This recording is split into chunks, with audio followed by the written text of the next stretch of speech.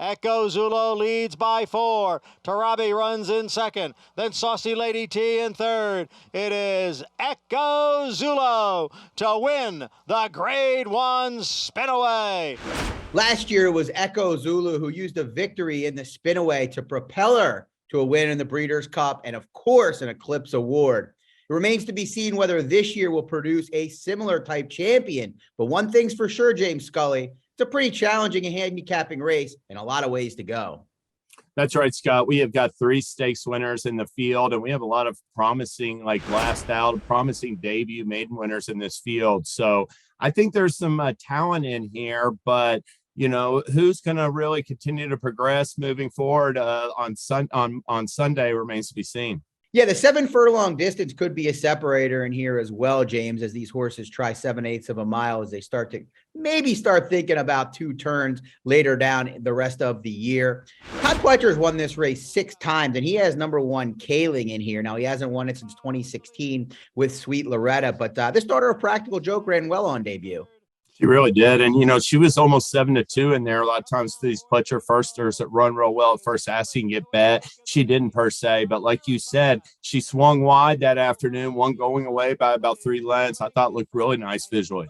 Yeah, professional. I think a lot of the reason she might not have taken that much money is Rarify was the runner-up in there. I have to run happy for Wesley Ward. A little bit disappointing in her return race, losing as the favorite again. Another trainer that's won this race 6 times, hasn't done so since 1995, though, with Golden Attraction, is the coach Dwayne Lucas. And his daughter of Into Mischief, Naughty Gal, comes off a pair of wins, and emphatic ones at that, including a win in the Grade 3 Adirondack. Yeah, definitely. A really sharp second win at Churchill Downs on that closing day, July 4th card, winning by nearly 10, and then came back and just high speed from the start.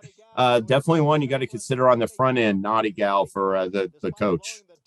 Another horse that broke her maiden at Churchill and then won the debutante on that same card was Wonder Wheel. I was very impressed with her effort on the 4th of July, James, and I think she draws favorably to the outside in here. Yeah, I thought her performance got a little bit lost in the shuffle of Gulfport that won the Bashford Manor on the same day.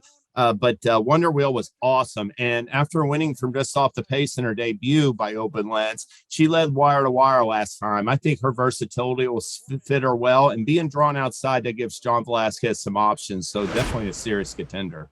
Right. Very well-bred daughter of Into Mischief. I thought got the perfect setup on June 3rd, so I wasn't in love with her chances at 8-5 or 9-5, sorry, in that debutante, but she was very impressive, showing a little more early speed. She's definitely one of the major players in here. Another horse coming from Kentucky, albeit Ellis Park, is one that you landed on after a win over the mud in what I thought was very professional fashion, and that's number 8, Aunt Shirley. Talk about why you like her chances. I like, the favorite in there was Twice the Speed, a Godolphin homebred who came back and win at odds on the turf last Sunday. I think she's going to be a good one for Brendan Walsh. Aunt Shirley that filly broke on top. Aunt Shirley was under a little bit of a rod early on the backstretch. I thought she made a real courageous move up the inside on the far turn, engaged that rival. They dueled, and she got the better of her late to win going away. Irad Ortiz, some musical chairs in here, and Irad Ortiz had been on Just Cindy last time, and a first out maiden winner, Leave No Trace. He opts for Aunt Shirley on Sunday, and I think she's going to get a really good trip. I think being drawn outside of post 8 really helps her chances, Scott. She looks like a horse that's going to thrive as the distances get longer. A real good-looking daughter of Justify the Dam. And I'll mention one other thing real quick about her. Sure. She's out of a Frankel mare. Her dam is out of a half sister to Giants Causeway. So all this Regal pedigree on there and Justify, like you just said. Yeah, and the Ambrosia, the dam, is a half the decorated knight who won $1.7 million in Europe. So maybe some turf pedigree. Well, definitely some turf pedigree on the bottom side. Plenty of distance pedigree. Ain't Shirley a very interesting option, as you mentioned. Irad Ortiz jumping aboard.